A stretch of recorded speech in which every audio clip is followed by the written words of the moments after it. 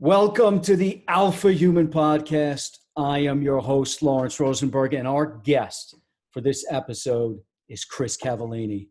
Chris is a former U.S. Navy deep sea diver and the founder of Nutrition Solutions, a very successful company that provides custom, pre-prepared meals for people with very specific fitness, health, or lifestyle goals. On the surface, Chris's story appears to be the simple tale of an entrepreneur living out the American dream. However, most would never have assumed Chris would be where he is today, as the direction he was originally headed looked like it ended in nothing but disaster, despair, and hard time in the U.S. prison system. Chris was arrested 20 times and ended up facing years behind bars for deeds he had thought he had finally put behind him. The unbelievable turn of events that led to where Chris is right now is an incredibly powerful story of redemption for anyone who finds themselves at the end of their rope, or having lived a life that has led to dire consequences, or where the future seems bleak with no way out and no way to turn it around. Well, there is hope, because Chris went from the very brink of the abyss to becoming the founder of an 8-figure, multi-million-dollar revenue company. And his story has been featured in Forbes, Fast Company, and Inc. magazine. He also hosts the Start Today podcast, where he shares the insights he's gained and exactly what it takes to achieve at a very high level. Chris, welcome to the show. Thank you for having me. That was quite an intro. I hope I can live up to the hype. Well, listen, we're so excited to have you on the show, because your story, I'll tell you what, I was telling my daughter your story, and she says to me when I, because I built it up a little bit, and, she said, it sounds like a movie. And what you've been through to get where you are, in my opinion, is really only eclipsed by the surprising and unexpected stance you took to change your life's trajectory, which by the way, certainly didn't guarantee you would end up here. In fact, initially, when you were faced with what I believe was your defining moment, the pendulum could have easily swung the other way, with you landing in prison for far more years than you were being offered. So I would love for you to tell your story, but let's look at it like a movie, right? Let's start it from where you're actually standing in front of the judge, and you're about to be sentenced for a long stretch. I'm really interested. Let's like start the scene there and talk about, at that moment, what was happening, what was going on in your mind. How was this all really becoming like a realistic possibility that your life could have ended right there? And then before we give the audience, the climax there, let's then back it up and go all the way back to the beginning, your long journey to get to that point. So a little bit of cinematic scope, if you will. Sure. Yeah. So the middle of 2015, I was in Jacksonville, Florida, and I had a scheduled court hearing, not just any court hearing, it was a sentencing. That day, I was to be sentenced for multiple felonies for, sale of controlled substance. And I was there to basically determine my fate. I was offered a deal, if you want to call it that, to where if I pled guilty and, took the deal, they would only send me away to prison for 24 months. And although I was guilty, and I certainly wasn't denying my guilt by any stretch, I had already began to turn my life around, and I decided that, I needed to do everything I could to fight, to try to prove to the court, the judge, the system that, I was a changed man. And, I walked in there that day fully present and just mindful of the fact that, walking in on my own free will, the exit might go a completely different way. I wasn't sure if I would have that opportunity to walk out on my own free will. So walked in there that day, and yeah, it was a crazy, crazy sequence of events. Just walking up to the courtroom, seeing, there was over 100 people that showed up there that day to support me, which I wasn't expecting. And I remember when I turned the corner and saw a little bit down the hall where the courtroom was, and started seeing familiar faces,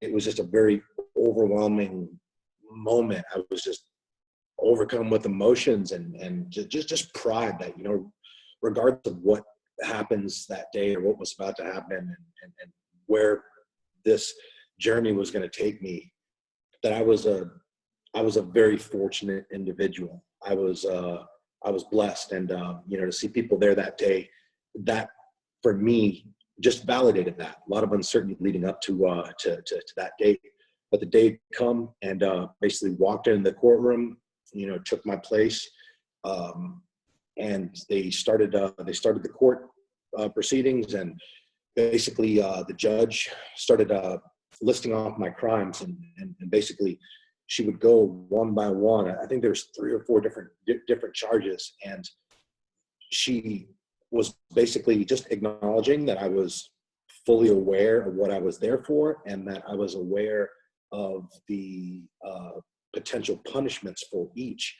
And, she's like, count 1, sale of a controlled substance, punishable up to, 8 years in prison. Count 2. And like, she went on, and the numbers, that was the first time I was hearing it like that. And, it was just kind of like holy shit. All right, this is happening. And basically, I had a lot of people that showed up there that day, not just to support me, but I had people that showed up that day to speak on my behalf, character witnesses, people that I worked with in the military, employees of mine, individuals that I mentored through the Wounded Warrior Project, just people that were there to just speak on my behalf, and just attempt to present to the state of Florida and the judge and the prosecution just the person who I was, as opposed to the person that was described in the court documents and the paperwork. I think what's worth pointing out is this court date, the sentencing. At that point, I had committed the crimes. And again, make no mistake about it, I was guilty. I did everything that they accused me of and more.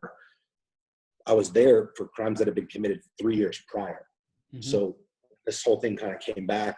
It was quite shocking. And basically, there was some commotion in the courtroom, and somebody from the police prosecutor, because I remember the guy talking to me when I was arrested. I don't know if he was with the DEA or the narcotics unit in Jacksonville Sheriff's Office.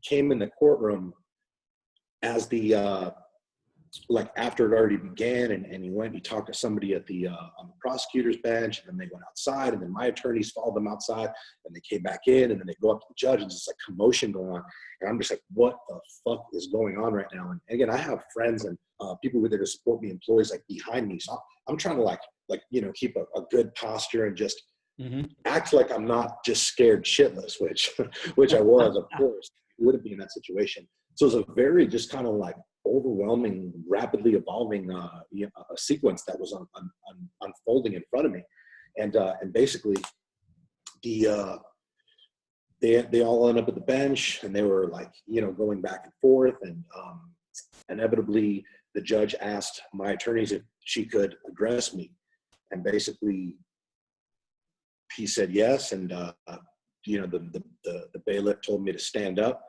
and the judge proceeded to give me a lecture, a talk, I guess, stay of execution, at that point, and basically just spoke some words that changed my life in the moment and completely changed the path of my entire life.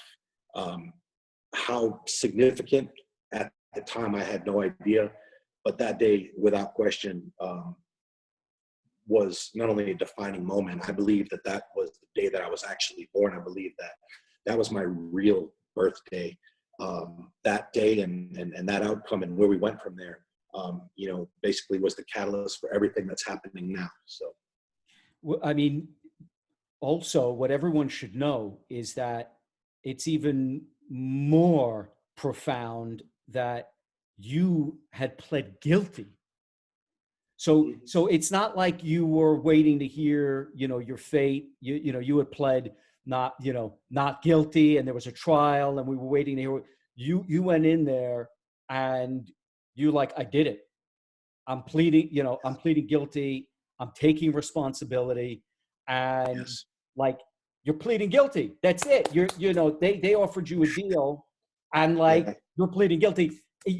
You're done. You're Yeah. going away. So the fact that that ends up not happening is absolutely insane. But now I want to rewind the clock a little bit Mhm. and kind of, figure out like what led to that moment, because that's a different guy going in there saying, Sure. I'm guilty.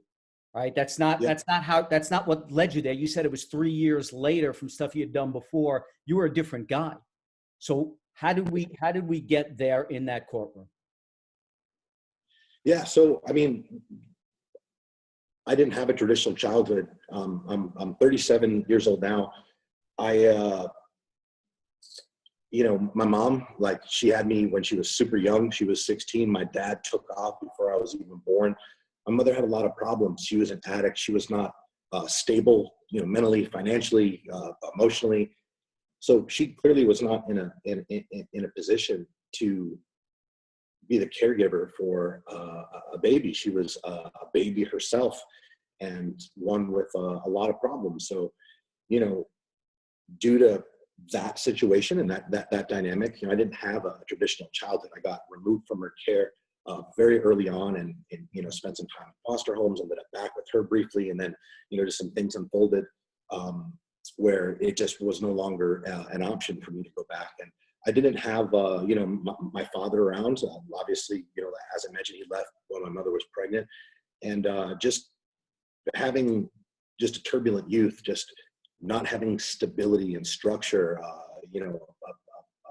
a male figure, disciplinarian, in my life, just coupled with some of the experiences that, not a couple, but some of the experiences that I was subjected to in foster care and, group homes, and just some of those things, uh, you know, changed me. They changed me in a way that obviously wasn't productive and wasn't consistent with me becoming a better kid.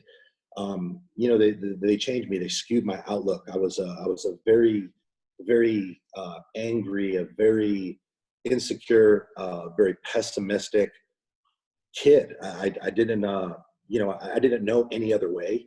Again, I didn't realize, I wasn't aware that I was these things. I guess I did have an awareness that things were a little different for me than, some of the other kids that I was going to school with and such.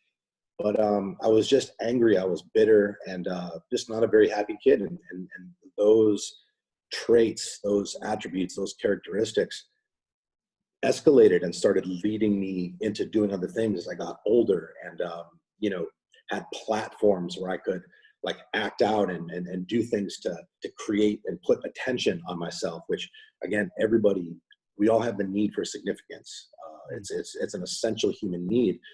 Some of us get it by going out in the world and committing extraordinary acts of philanthropy, by helping people, by whatever, saving the fucking trees, whatever the case is. Other people do it, by going out and committing murder or committing very, heinous, violent crime. We all need this feeling of significance. And I guess, looking back on it, perhaps the reason I was acting that way is because I knew that most other kids weren't, getting in trouble and getting arrested that young. Most other kids weren't getting tattoos when they were 15 years old. I know times are different now. This was around 1997, 1998.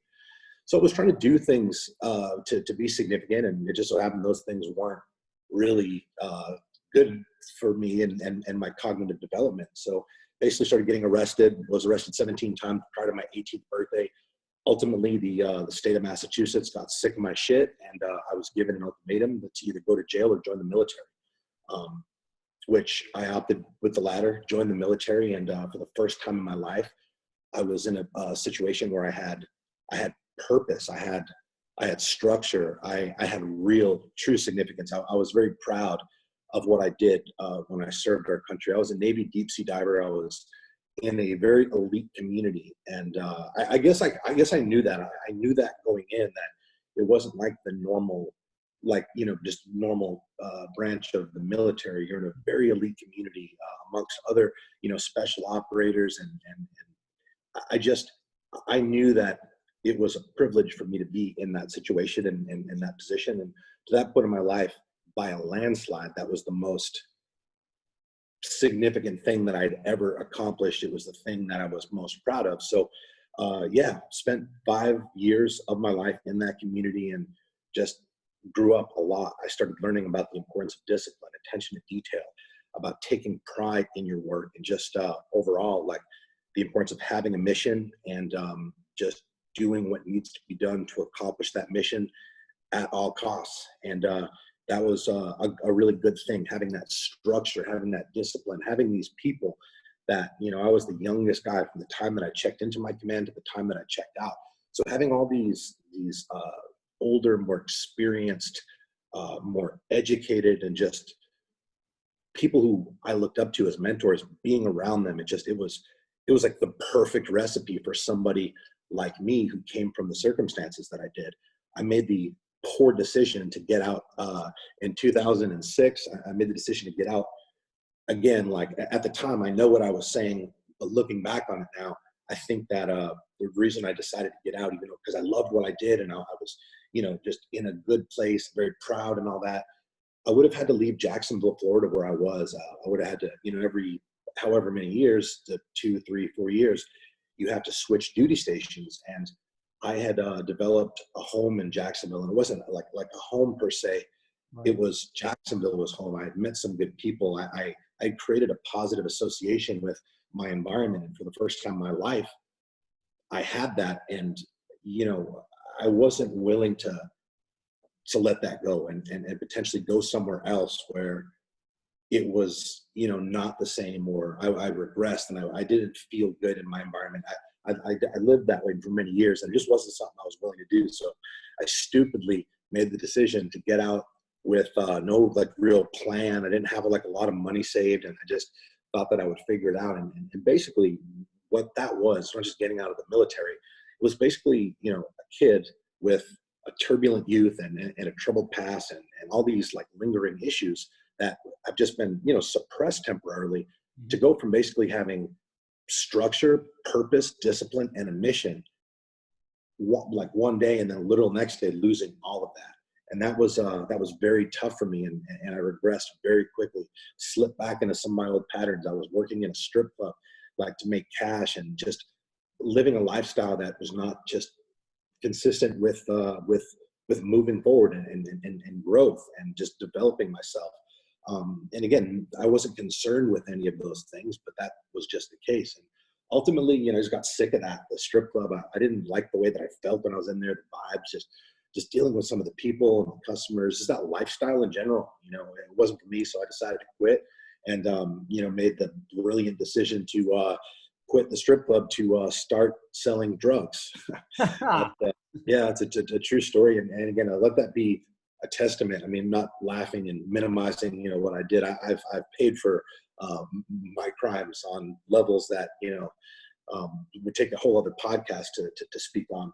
Mm-hmm. But I think it just shows you how much I hated the strip club. To think that was a superior option, but basically, yeah, was a drug dealer for many years and lived a fast life and just made cash and just partied and did whatever I wanted to do, and just kind of was living this fake.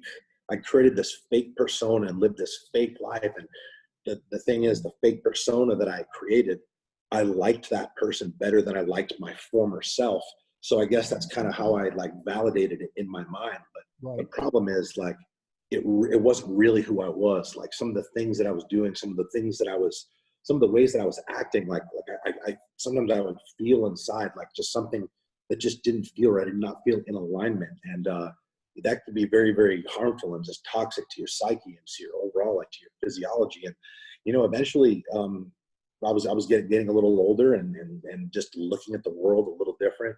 A huge wake up call for me was a lot of my friends back then, other drug dealer friends, they started to get arrested, started to get sent to prison. So, it was pretty obvious what was coming down the line and ultimately where I would end up. I mean, there was no question about it.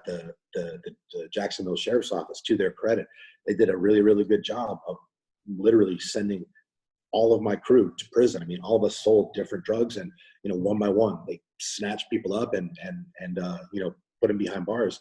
And I was aware that there's a high probability I was being watched. And when my friends started going to prison and just thinking about like where I'm going to end up, and not prison end up, but end up like if I do go to prison, or if I do lose my connection and I'm not able to support my lifestyle, what happens to me? And, the conclusion that I drew and the perception I had in my mind was I go back to being, that kid that I was growing up, that kid who was unstable, who was insecure, who was looked down upon in a lot of instances. And a lot of that might've been even in my own mind. I know what it's like to have to steal dirty clothes out of a lost and found at school, just because I was sick of getting made fun of, and I don't call it getting bullied, but I mean, I guess that's what it could be. Having other kids laugh at me for wearing the same clothes all the time. So I remember what that feeling of just not being in control of losing hope, just being very, very sad and insecure in your own skin. I remember what that felt like. And I just felt that was where I was headed. I mean, I was on a collision course with that scenario, and that thought just really started to eat away at my soul. And I basically got very, very focused and very clear about what was going to happen, no question, if I didn't start making some changes in my life. And that basically compelled me to seek out mentorship and figure out a plan. I didn't know what to do. I mean, if I knew how to be better, I would have already done it, right? So I went to somebody who was a friend of mine, a guy that I looked up to at the time, and I basically laid out all my cards. I was very honest with him. I told him what I had been doing. I told him what I was feeling, and I told him that I wanted to do something. I said, look, I feel like I can do something great. I feel like I can do something great. I know that I was put on this planet to be someone who's important, and I just honestly have no idea what that is. And I would appreciate if there's anything that you could show me, teach me, tell me, put me onto. I would be forever grateful. And he put me onto two things, and those two things were personal development. He said that I needed to basically read every book that Tony Robbins had at the time, his audio tapes and YouTube videos. This was in around 2009, 2010. Okay. So things were different. There wasn't the abundance of resources as there is now with podcasts and the different platforms that are more popular than the audio tapes. But basically he told me that, and he said that I needed to start surrounding myself with people who were better than me. He said it just like that. And I didn't really have anybody that I knew other than really him. But he wasn't really going to hang out with me. I was fortunate that he was kind and generous enough to be someone who wants to give back with his time. But people like that, they don't want to hang around with people like me. I have to earn my seat at that table, and I was aware of that. So I didn't know anybody that was really successful or anything, but I did know where successful people would be, different restaurants and lounges and just environments, networking events. And I started just to put myself in these atmospheres and environments, and just started to observe some things about people and just their mannerisms, how they talked, how they dressed. And I just tried to model what I could. One of the things that I noticed, a common denominator between most of these people in these environments, these successful people, where they were not out of shape. And it was a thing that just kind of struck me as just fascinating, because out of all the different places that I've seen, out of all the different networking events, restaurants, lounges, functions, the majority of people that are there are they're clearly exercising and eating well. They're clearly prioritizing their own health and fitness. And I thought that was interesting. And I also thought that that was an opportunity for me, because although I didn't have experience, I didn't have the skills at the time that that a lot of them have. I didn't have the career or any of that stuff yet, the contacts. I had always worked out. Fitness was always important to me. And I knew that like that was something I could work on. That was something I could elevate my game with. That was something I could get better at to kind of get myself some momentum going. And that's exactly what I did. And it was funny because when I started to, like, when I was younger, like my mid-20s, I didn't really eat good. I ate good, like in my, like, I wasn't eating like pizza and bullshit, Right. but like my awareness and level of consciousness of what eating good actually entails then versus now, it's like literally night and day. So I didn't eat bad, but I didn't eat good. And you know, at this time when I was making these changes, I started to learn a little bit about nutrition. I seeked out information, started to read things about just learning about how different nutrients affect our body, different vitamins, antioxidants, and just basically having a little bit of method to the madness. And I started eating a little more consistently. I started being mindful of my portions, right? I wasn't crazy. I wasn't weighing out my, like every little macro, but I would have like roughly the same amount of food in every meal. And I was just eating healthy consistently. And before that, I wasn't really aware of what that meant. And through this, I started to just like feel better. I started to have more energy. My thought patterns were more like clear. I felt like I was just more advanced than I was prior. And again, like other than the personal development that I was doing, I'd never really done any like real life shit. But through the continuous personal development and fitness, my mindset just evolved, and I started to just set, you know, like goals and like visualize and things like that. And you know, ultimately an opportunity came about where I started the company that, you know, I have now, which you know, you alluded to at the beginning of the interview, Nutrition Solutions. And at that point, it wasn't a passion. It was anything more than an escape mechanism. Or escape outlet. It was something for me to do to where I wasn't, you know, being kept up at night with just soul crushing anxiety. I wasn't having to like look over my back. I wasn't having to just kind of, you know, live my life in a constant perpetual state of fear. And, you know, I started up with literally nothing. I was going to a catering company, a local catering company that had the staff, that had the facility, the equipment, you know, the overhead, all that. I mean, I had nothing. I had no money. I don't even know how to cook, like to this day. So like I knew that, you know, I had other people like me that didn't know how to cook or didn't want to cook. So I knew that there was an opportunity there. So I basically went to a catering company and I had them prepare, you know, meals for me, and I would buy them from them and then flip them to the people I knew for a shitty profit at that point. And they would pick them up at a parking lot out of a back of a van. And the cooling mechanism for the meals at that time was basically an ice blanket thrown over the meals that were on the floor of this van that had the back seat ripped out. And, you know, on a hot Florida day, we would have our customers at the time, you know, there's probably 7 to 9 of them, meet in this parking lot of the strip mall that was centrally located to, you know, where the 8 or 9 people lived that we were serving at the time. And they would come there and pick up the meals out of either the back of the van, or then we graduated to a station wagon. Bootstrapping. Yeah.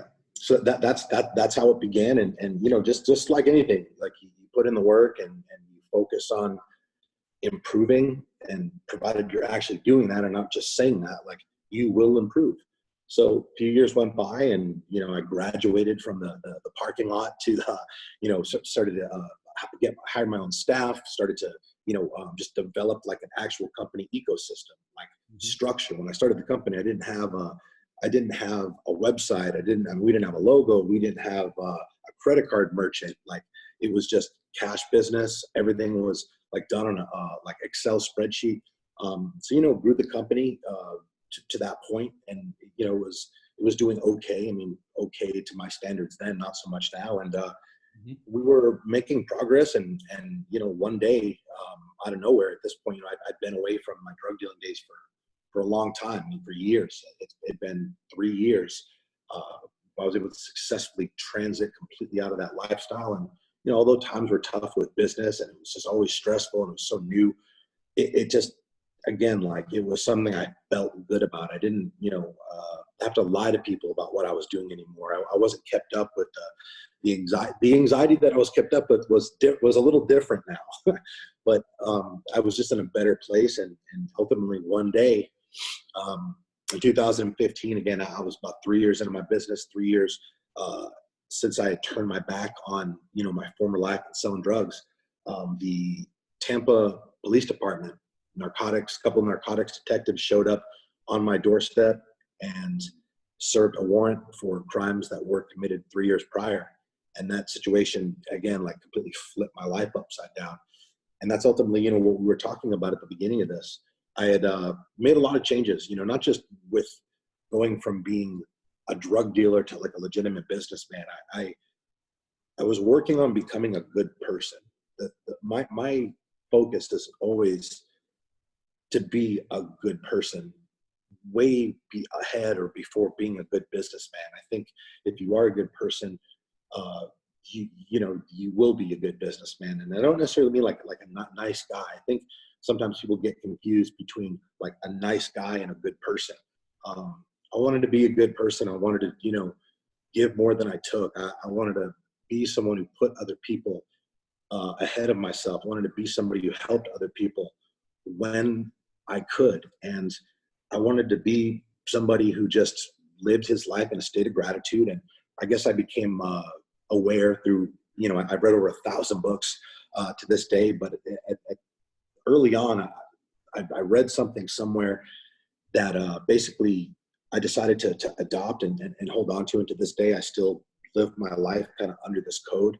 And it's basically, to experience fulfillment at the absolute highest level, you have to serve others. You have to give back. You have to contribute beyond yourself.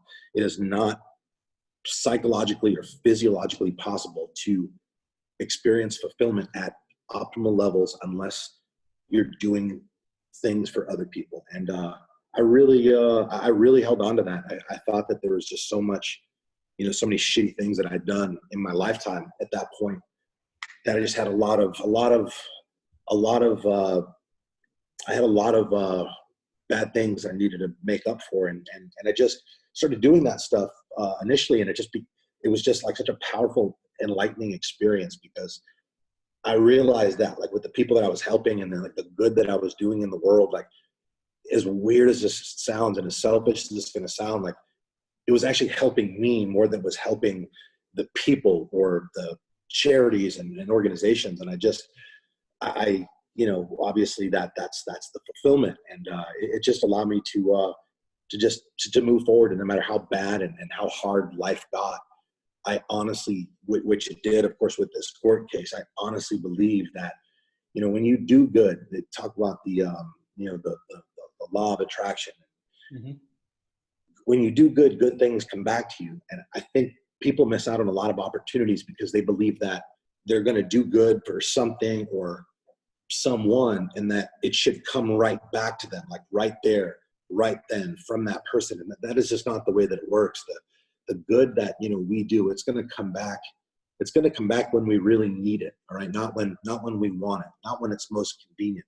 It's going to come back when we absolutely need it. So it's important that, we're doing good by others and doing so with no expectation of getting anything in return, because by having no expectations, that's when the magic happens. And that's when that law of attraction is able to activate, as it did for me, in July of 2015, when the judge addressed me in front of my peers, my defense, and the prosecution and the police prosecutors that were working my case. And she basically said that she had thoroughly familiarized herself with my mitigation packet, which is basically like a packet of like character statements, and just it basically paints the picture to the judge of like who you are. She said she read it cover to cover. She had reviewed the testimonies and listened to the character witnesses. And she said that, she'd been on the bench 30 years to that point. And in all her years on the bench, she had never seen anybody do what I actually had done. And she then went on to tell me that the purpose of prison. And the reason people are sent to prison in the state of Florida is for rehabilitation. Mm-hmm. And she told me that she felt that I had done that on my own, that I should be very proud of the things that I've done with my life and in the community. And it was for that reason that she did not see value in sending me to prison. So that was the day that everything changed. Here we are, we're 5 years. I could literally still be in prison right now. So I realized that. I realized that that second chance that I was given, it wasn't just like, oh, like, you better straighten up. It was like, hey, the universe was saying, okay, here you go. Now, what are you going to do with it? And that's something I took to heart. And, since then, I've just taken on the frame of mind to get just the most out of every single second of every single day, because life is just so short. It's so short, and it's just so interesting. It's interesting because sometimes, bad things happen to good people without explanation, without any rhyme or reason. And I just realized that, we're all on this planet for a certain period of time, and hopefully it's the full time of what it should be. But as somebody who's lost a lot of friends throughout my lifetime, I lost my best friend when I was 17, and then I lost another best friend when I was 34. I realized that things happen, and just living with that perspective that, you only get one shot at this, and there is no like date or expiration date that we're aware of that we know, okay, we can turn it up at this time to get the result. And I just decided that, like, I'm just going to take on this mindset, that I'm just going to go hard. I'm just going to do everything in my power to constantly improve and evolve and become the best version of me, because I learned throughout, my studies in psychology that the key to happiness in life is progress. And I wasn't happy for the majority of my life, many, many, many, many, many years. Not only was I not happy, I was miserable. So I basically have dedicated myself to living a life of happiness. And what does that mean? Well, it means I'm living a life of continuous progress, because that's what really makes us happy. People don't think that. People think it's a certain amount of money in your bank account, a certain, job, a certain car, certain spouse, or whatever, like financial status, or like status standing in the community. They think it's these things, but it is not. As somebody who has the best of all of those things, I will tell you, like, I thought it was those things too. And then you get it and you realize it's not what you thought it was. And that's okay. The fact is, we all have an infinite amount of opportunities every single day to get up and do things that will allow us to make progress. And if you want to be happy, if you're listening to this and want to be happy, which everybody does, or everybody should, like, rest comfortably assured and be confident, and recognize that the key to the happiness that you're like searching for and looking for and trying to fucking figure out how to get, it's on the other end of you taking actions on a consistent basis that are in your own best interest. The key to happiness in life is progress. And I figured that out. And, that's kind of why I do what I do and go at the level that I go at. And that is just an amazing story. I'm really interested to know, what was the self-talk that was going on when you decided that you weren't going to take the deal that you were offered by the prosecutors for a greatly reduced sentence, and you decided, against obviously everybody's wishes, no doubt, including your attorneys, you decided, forget about the deal I'm being offered. I'm actually going to accept responsibility. I'm going to plead guilty, and whatever the universe has in store for me, well, I'm gonna own up to that. I mean, what was the actual, like, what was the self-talk that then says in your mind, you say, no, I'm pleading guilty? Yeah.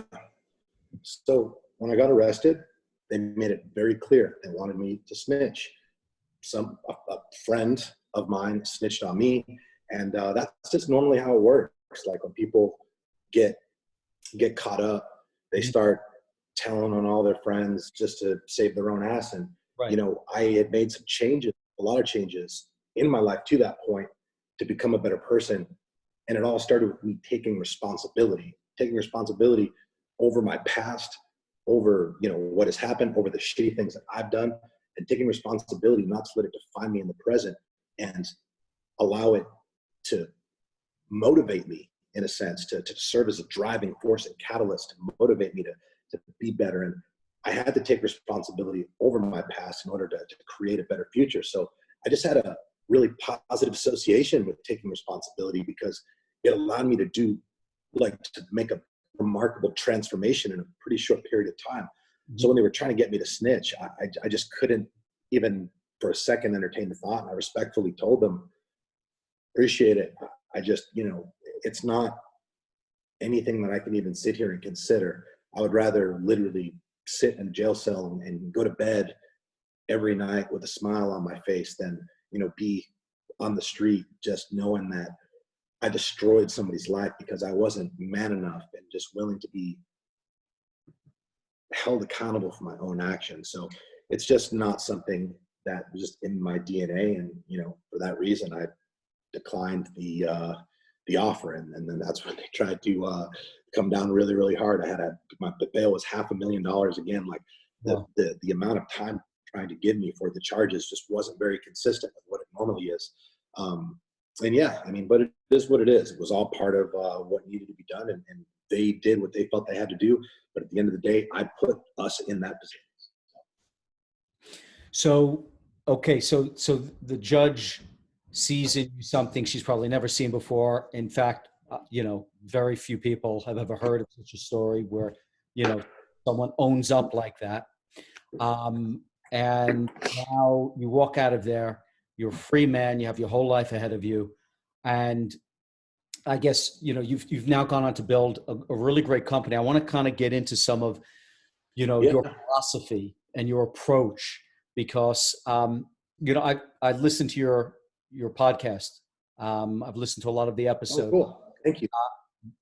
Listen, it's a pleasure, because I really appreciate those who have accomplished something or done something extraordinary, and then they're sharing their wisdom, as opposed to, say, a motivational speaker who's pretty much just parroting all the motivational speakers that have come before them, right? So you actually have real insight from someone who, you're someone who's actually taken an incredibly bold and courageous move to turn your life around and literally face the brink of what most people would not face. They would take the deal.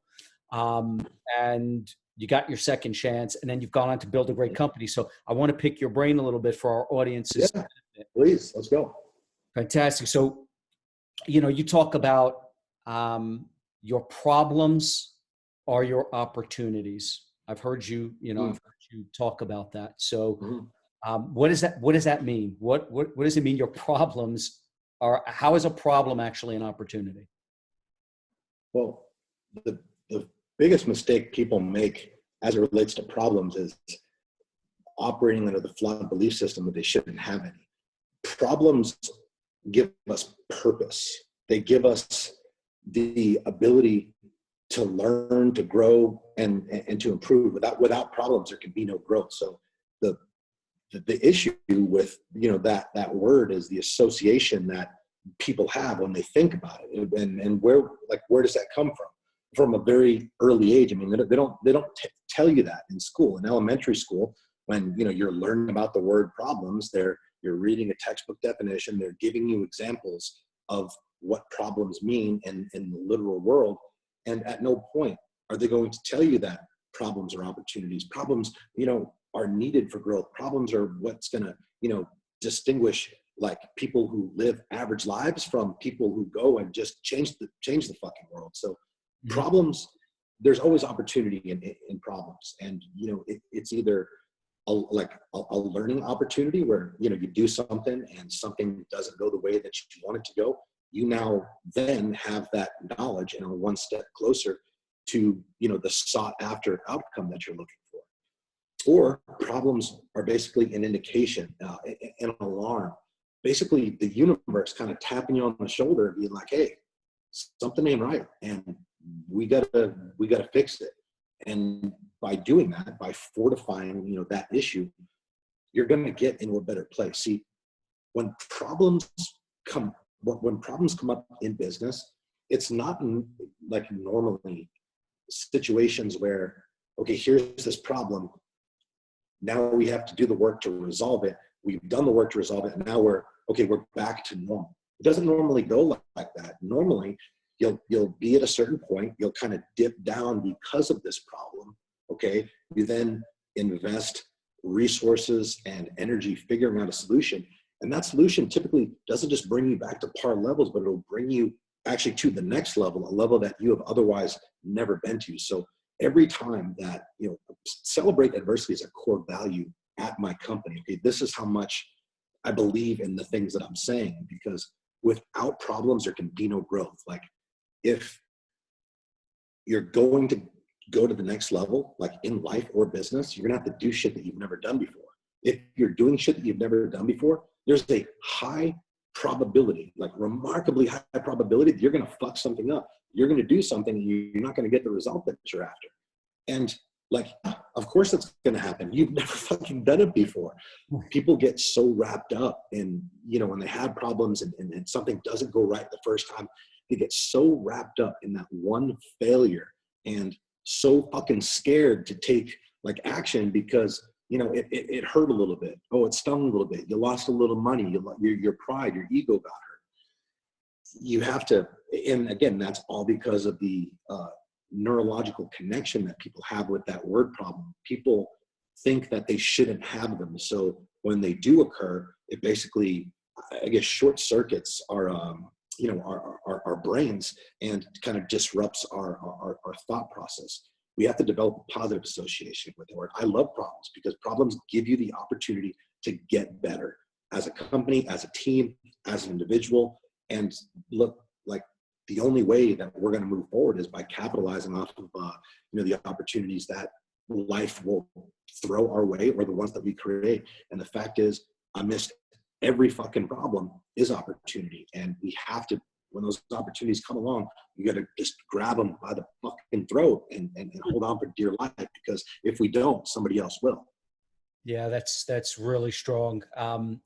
That having the perspective, it's, I completely relate to this. Like, I will not use the word problem. So for me, I love challenges, right? So to me, a problem is a challenge. And, if challenges get you inspired to do something about them and overcome them. So I think you're, like, absolutely zoned in on that. And it's really, really, that one Well, perspective. as somebody who's had, Yeah, go ahead. what I was saying is, somebody who's had so many problems and had run into crisis and adversity all throughout my life, but specifically as it relates to business.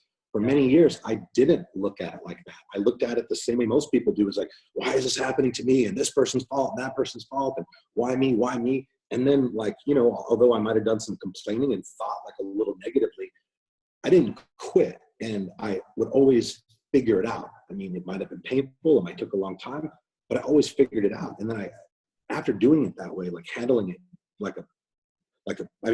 handling it in a very weak manner, for lack of a better term, I started to realize that, like, shit, like, every time something pops off and every time something like this happens, like, not only do we fix it, like, we're in a better place than we've ever been before. And I thought that was really fascinating. And I just changed my fucking perspective, because when I got to that better place, I was always fucking pumped up and grateful and just and excited. And instead of, dealing with it poorly, I realized that, I could feel like that when the problem was going on, because I knew it was only inevitable to where I got to that point anyway. So I started being grateful in the moment and started to celebrate the problem, celebrate the adversity in the moment. And not only did it allow us to get through and figure out that problem a hell of a lot quicker, I basically, bypassed having to feel like shit and being stressed the fuck out for the entire time that it would take to fix the actual problem, which most people do. They think they're going to make good decisions being stressed and panicked and just basically, not in control of their emotions. That's not how this works. When you're in that state, your brain is going to be just soaked with cortisol. Cortisol has been shown in some instances, depending on how much it's released, have the ability to actually have your IQ, to cut your IQ in half, which is why people tend to say really stupid things when they're upset. So you can't expect to be able to make good decisions, to lead a team, to grow a business, to capitalize off of the opportunities that lie in problems if you're in that state of fear and panic. So you got to be calm, you got to be collected, and you have to lead. And part of that is keeping your composure and looking at the problem objectively and recognizing it as what it is, not worse than it is, and also making sure that, you know, not only yourself but the people around you look at that as an opportunity as well. So another thing that's really big for you is the concept of standards and having high standards. I've heard you talk about the biggest difference in people, right? That separates those who, you know, can't achieve or don't achieve, or, you know, are wondering why their life isn't great, versus those that have succeeded, is standards. You say it all boils down to standards. Now, The only difference in people is their standards. Okay. So the only difference in people is their standards. So here's what I would love to hear. What is that? So what does that mean? But then what I want you to do is, because, you know, yeah, everyone's standards are different, or what everyone wants is different. But if someone came to you and said, what should my standard, what does Chris believe high standards are? Like, you got to be this, you got to do this, you got to do, what are the highest standards that you should have if you want to be successful? You have to have high standards with everything. It's not, if you want to be successful, what should you have high standards in? To be successful, you have to maintain consistently high standards. If somebody was to come to me, to your question, and say, hey, where should I really start just focusing on having high standards? Without question, it would be their health. That's a very easy decision. The health, nothing even comes close. By nourishing their body with the right things, by exercising, and not just their physical body, exercising, you know, their body, and also exercising their minds, by the personal development, by reading, by, you know, meditating, doing breath work, just taking care of their physical and mental health, protecting their physical bodies. Our bodies house our brains, our hearts, all of our vital organs. So, like, if we're not taking care of our bodies, it can't do what it's capable of doing. It can't allow us to, reach half of our potential, in that sense. So I think if people started to do these things, so they're easy things, they're a lot easier than the other option. Anybody can do it. You don't need, an MBA or 15 years industry experience or fucking whatever other thing. You don't need any of that to start exercising or to start eating good or to start reading, a book every day for 30 minutes, 45 minutes, to make that a mandatory part of your day. Mm-hmm. And once you start prioritizing your health, which people, I think when they think health and when they say health, I think, well, first of all, I don't think anybody really ever thinks about it unless they're confronted with a health issue or like something what's going on right now. I think when most people say or think health, they think sick or not sick. So if I'm not sick, then I'm healthy. And that's just not how it works, unfortunately. So I think if people, a lot of people see successful people that are out there crushing and doing all these things. It's like, how does he do so much? How does she keep up with all that? Like, they're doing things that you're not doing. And I'm not talking about the physical activities. I'm not talking about the business stuff. I'm talking about the reading. I'm talking about the eating nourishing, high quality nourishing, foods. I'm talking about the exercise, which basically puts them in a higher elevated peak, mental and physical state that allows them to perform at a higher level. So they're all interconnected. It's not about eating good and exercising, to have an awesome six pack, right? I guess that's part of it, but on the list, it's pretty low on there. It's about taking care of yourself so you're able to live a strong life and kick ass in life, feeling your best, being able to think your best, being able to recover, being able to have sustainable, clean energy throughout the day, not wake up in the morning having to literally drag gas for the first hour of the day until you get 2-3 cups of coffee in you. We're not supposed to do those things. Like, our bodies are not designed to do that. I mean, back in the day, cavemen and in ancient Rome and ancient Greece, they didn't have coffee. They didn't have to rely on stimulants and things of that nature to sustain energy. They were putting things into their body that allowed them to perform the way our bodies are designed to perform. Unfortunately, most people every day make decisions to put things into their own mouth that destroy their health and just distort their body's natural way of being, not to mention what it makes them look like, with the physical side of things. And if the problem with that is, not like, oh, you are scum if you don't have a good body, you're scum if you're fat.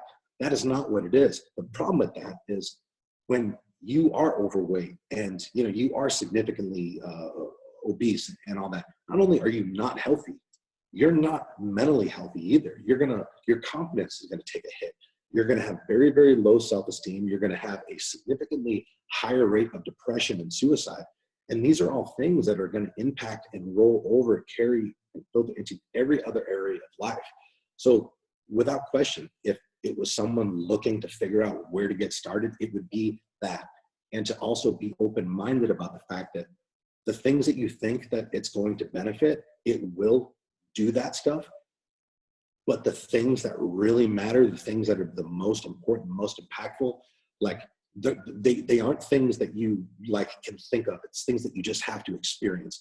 And once you experience it, you look back on it like, Jesus, I don't know. I can't tell you how many times I work with people that had just extraordinary transformations. Lost 200 pounds, 100 pounds, 40, 60, 70 pounds. And when they lose the weight, they look back at themselves. They're not like looking back at the person who had all the body fat and the person who didn't look the way they wanted to look. They're looking back at a completely different person because their mind transformed in the process. So people think that it's about just working out to have big muscles and to eat good and for just vanity purposes. It's not that. It's literally the most important thing that you can do to live your best life across the board. If you are not in control of that, you won't have the ability to be in control of all the other areas of life that are important.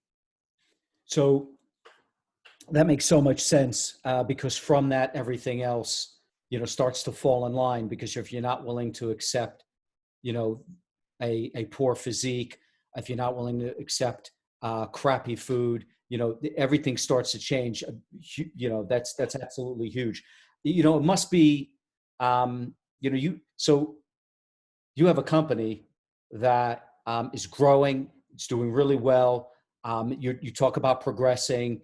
I know you're into skills and mindset training. It must be, you work for most companies, their CEO isn't talking like you. That's for fucking sure. Okay. So it must be really interesting for your team and those that work with you. They're part of a very interesting culture. How do you establish that culture, or how do you continue to cultivate that culture within? What kind of culture do you have at your company? And what is it that you look to do for your team to keep their minds right, to keep that mindset correct? Yeah. Thank you for asking that. So as I mentioned, when I was getting my start, when I was starting to turn my life around, I was put onto Tony Robbins, and I became just enamored by this guy. He was the father I never had, the role model that I needed, and basically my superhero. And I was thinking to myself, man, I would love to be like Tony Robbins. And obviously nobody would be like Tony Robbins. He's the GOAT without question. I just remember how cool I thought it would be and how good it would feel to be able to just to talk in front of people and move people the way that he did, and just to have that presence. Because as someone who was very insecure most of my life, I used to have a hard time looking people in the eye. it was just something that was very attractive to me. And, I wanted to instill that component within our company's ecosystem, one of personal development and basically one of just the same process that I followed. I mean, it was a process that wasn't like planned. It was a process that just kind of like organically came to be, but the process that I followed to change my life, and the one that I continue to follow, which was a combination of gratitude, prioritizing my health and fitness through exercise and eating good, personal development, and then giving back. So I've just instilled all of those things in our company's ecosystem. And one of the things that I guess I pride myself on is being able to talk about things and feeling comfortable talking about things to the team and around the company that other people just wouldn't, or saying things to people on my team, pulling them aside and saying things to them that they really, really need to hear. They might not want to hear, but they need to hear it. Things that just other people aren't saying because they're not caring enough. I mean, I care about my team. Maybe it's, why do I care about them so much? Like, honestly, I don't know, because it feels good to just see people grow. And, I'm 37. I don't have any kids, right now, but I feel like I have so many of the people I work, the people that work with me, people who have worked for me. With the company being set up the way that it is, like, I've kind of designed it to be an institution of higher learning, and Wow. everybody that comes in there, I'm investing in. I'm investing in them. I'm bringing them in. I mean, I don't do the hiring now unless it's like a higher level individual, but like, I have trained team that, that knows like what we're doing here. Like, we're here to change the world. And the way we're going to change the world is one person at a time. But the way that we're going to change one person at a time, the change starts from within. It has to start from within the company. It has to start the way that we take care of our team, the way we take care of each other. That is going to reflect on the way that we take care of our customers and the people that give us, the opportunity to help them change their life. And that's the thing. People come into this. Some have blind faith. Some have, heard some stories. Some are just like, shit, you know what? I hate the way that I look with my clothes off. Like I need to do, like, the thing that is the catalyst, or the thing that separates people that see it through and experience transformation and the people that don't, is their mindset and the way that they think. So beyond providing these products and services to help people live a healthier lifestyle, we also have interjected the thing that is most important to ensure the success of the individuals who come to us, looking for a better way of doing things. And that's to teach them how to think a little bit differently, teach them how to prioritize and value their health, as opposed to like putting it like on the back burner or categorizing it as an extra, right? People who realize that the services that they're purchasing through our company, our products, our programs, that it's an investment, not an expense. And it's a fail-safe investment. It's an investment that will legitimately give you 20,000% return on your investment 100% of the time, provided you stay consistent. So when you recognize that's what this is, and you're eating food anyway, and at the end of the day, the foods you're eating are either like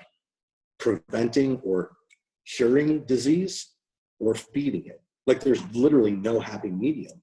So when you think of it like that, it changes the game. Unfortunately, most people don't. Most people don't have that mindset. I've had to work for many years to get, and I still am, to do, not just with the reading, with my spiritual journey, and just learning to unlock parts of my brain that just allow me to see things in a different light.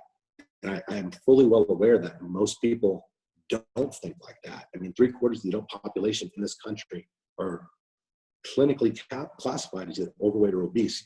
There's 190 billion that's spent annually treating obesity-related illness. For the first time in the history of the human species, our life expectancy is actually going down. Okay, the obesity pandemic will kill hundreds of thousands of more people this year than the coronavirus pandemic. Well, why isn't it being talked about? Why isn't it all over the fucking news? Why isn't it all on the social media newsfeed? It's killed hundreds of thousands of people for years, and that number, that death toll, is climbing.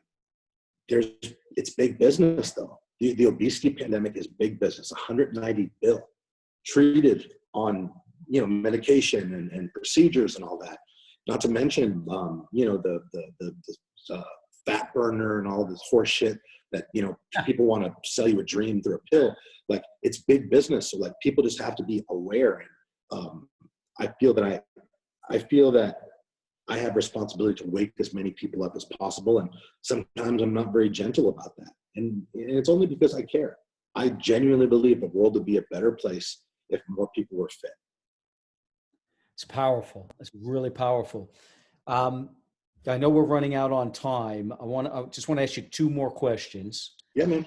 Well, so you talk about setting up your environment for success. Yes. What is that? How does one set up their environment for success? Because everyone's everyone's thinking internal, like, what do I got to do?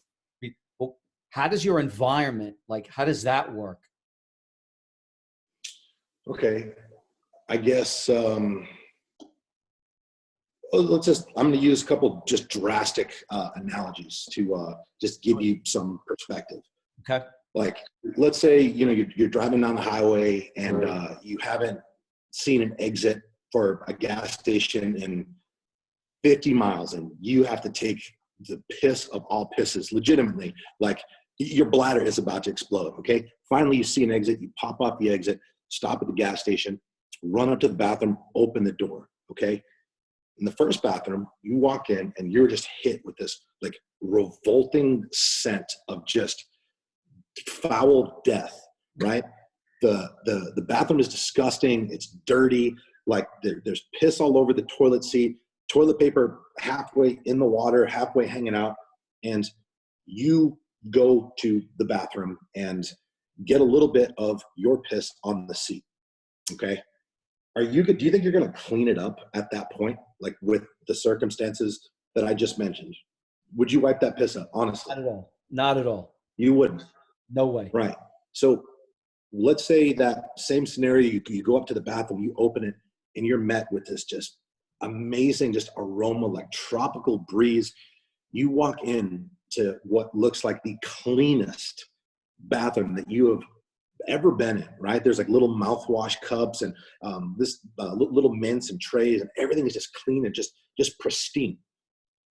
And the same thing happens. Are you cleaning that piss? Absolutely. I am. Yeah. So you are, and that's not your toilet, right? It's some random gas station, whatever. So like that tells us and suggests that environment absolutely matters. Environment determines how we feel. It determines how we think, and it ultimately determines some of the decisions that we make or fail to make. And as it relates to what we're talking about here, let's go back to that first bathroom. As you're in there and you're squeezing out the piss as fast as you can because the smell of the environment. How are you feeling in that environment?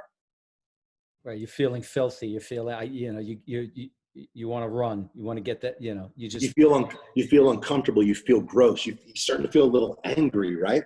Yep. Yeah, and in the other environment, not so much. You feel like shit. Like I'm in high society. I'm at a country club. I'm at the Ritz-Carlton. Whatever. Maybe you don't feel like that, but you feel significantly better in contrast. So our environment matters so much, and this is something I kind of. No, I was going to say it's true. I mean, I've been in some. What was that? I've said that's so true because I've been in some incredible bathrooms, and when you walk in there, you just you feel like a different person, right? So the it's crazy. Look, it's the same thing. I was giving you that crazy analogy, but it's the same thing if you come home to your house and your house is a fucking disaster, shit thrown all over the floors, dishes all in the sink, right? Just this nasty, trash bags next to your trash can, or coming home to a nice clean house, beds made, fresh linen, nice smelling, this shit matters. And this was something I kind of, I stumbled upon learning when I began to, when I got to the military, for some reason, I stopped making my bed. I honestly don't know why, but I stopped making my bed for a number of years. And when I started turning my life around, one of the things I read in a book is, you make your bed when you wake up in the morning, and that's how you need to start your day. So I started to do that, just not because I thought it mattered, but because it was in this book. And like I did, I'm like, that's weird. Like, why do I feel like a little better feeling like I made my bed? That's weird, whatever.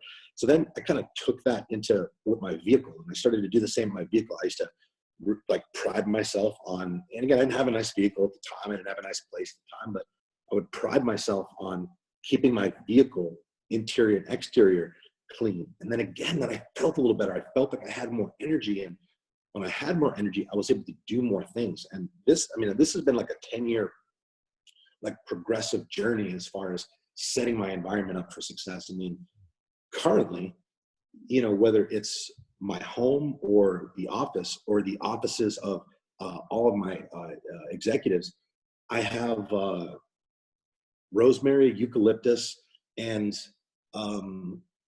orange essential oils burning in there. Rosemary is something that is said to, it can increase your mood by just inhaling it by 70%. It says it can increase your mood. So it's just so true, like sense, visual, the way colors and stuff, or my office, if you ever saw my office online, like I have like just spray paint, graffitis, crazy designs and murals and all that, just very vibrant, bright colors, because bright, vibrant colors stimulate creativity. So I want my office to be an environment that primes me to be in my most creative, just positive, mind frame. There's motivational and inspiring quotes all over the walls of our facility. Just things that are just there. I mean, they're there physically, but you know, we see them all the time. It's just an unconscious, just reminder of who we are and what we're trying to do. And it's a really important thing, an opportunity that people sleep on, and they sleep on it simply due to a lack of awareness. It's like a lot of times when something is not going good or something is wrong, you don't know that it's not going good or that it's wrong until it actually gets fixed or starts going good. So where to start would just be keeping your home, your office, your workspace, your vehicle organized, neat, meticulous at all times. Okay. Not having dishes pile up in the sink. Make your fucking bed. Your workplace, like, not only should you keep your workstation just immaculate and organized, make sure the people next to you are the same, because again, that's it's not about them, it's about you. And that's going to come in to your space and interfere with your mental bandwidth. So things like this, any little opportunity that we can take to gift ourselves back, 0.5% or 1% of energy. I mean, we need to jump all over that, because all these little things add up. I'll tell you what, you've got so much great advice, and a lot of it, like that one right there, this thing about, and obviously I've heard you talk about this, which is why I wanted to brain on it, but you really don't hear a lot of people talking about this, setting up your environment for success. So, I mean, you have a lot of great advice. But if you think about it, it's so basic, right? Yeah, it is. I mean, honestly, it's not even something. I've been reading. Listen, trust me, I've been reading self-help books. I'm a big believer in learning and expanding your mindset constantly. I'm huge, which is why you resonate with me so much and why I wanted you on the show. But even that, I've never really heard this whole thing about, setting up your environment for success. So it's really powerful. And, I'm so happy that you're sharing this with our audience. There's a book called Willpower Doesn't Work. I can't remember the author's name, but Willpower Doesn't Work basically explains the psychology behind it. Feel free to check it out, or anybody who's listening, check it out. That's interesting. So there you go. That's my last question for you, right? Perfect segue. So you've read, 1,000 books. Your personal development, by your own admission, is what changed the trajectory of your life. Other than Tony Robbins, because we know, I remember those tapes too. I've had the fucking tapes, it's unbelievable. Other than Tony Robbins, and the book you just mentioned, what would be some of the books you would recommend that really make an impact, and that would be like cornerstone stuff that you would suggest? Yeah, I will share so it's funny you ask that. I'm asked this question all the time, and I have a general answer that I give. And then, if I'm speaking with somebody, depending on what they have going on and where they're at, in life on their personal development journey. That will kind of dictate the recommendation I give them. But in answer to your question, I will tell you the books that I can think of at the top of my head that have impacted me the most. Right. Change Your Thinking, Change Your Life by Brian Tracy. The Four Agreements. That's a very short book, but a very, so simple, so impactful, and like literally, like if you do what it says, you're going to live an awesome life. So I definitely suggest everybody read that. What you said the four agreements, the four agreements. The Four Agreements. Okay. Yep. And then two more. Extreme Ownership was and is, in my opinion, the best book. One of the best books that's ever been written on leadership. I definitely say top three. Jocko and then, what's that? by Jocko Willink. Yeah, by Jocko and Leif Babin. They co-authored that book. And then a book called Relentless by a guy named Tim Grover is a really interesting one that, people who need some improvement with their mental toughness, with their mindset, should give it a read. That one definitely had a big impact on me and basically convinced me that I wasn't crazy, because for a while I thought I was, and I thought I was getting even worse. But that book basically made me realize that I wasn't, and basically just kind of reaffirmed some of the things that I was already feeling, and just having that validation and knowing that so many just great people that have accomplished so much were of the same ideology and mentality, as myself, was just getting that validation was pretty empowering. So yeah, Relentless by Tim Grover. Those are some great recommendations. You talk about extreme ownership. You're the fucking poster child for extreme ownership. Yeah. In my personal life, that's funny. That's again, I think that's why. Did you read that book after you did what you did, or before you did what? Long after. Yeah. I don't think that book came. Yeah, that book came out, I think, in 2017 or something. Yeah. That's right. But yeah, it was interesting. It was interesting because a friend recommended that book to me, and I read it, and it just like, wow. And then I read it again, and I've read that book so many times, and every time I'm in a different place, I get something new out of it.